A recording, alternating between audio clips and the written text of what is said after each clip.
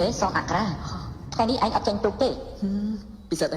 ល្ងាចនេះតលេខ្យល់បក់ដូចជារលកធំពេកបានជាគ្នាមិនចេញទូកហ្នឹងណានិយាយអញ្ចឹងបុកខាងមួយតងដែលឯងអួតប្រាប់គ្នាថា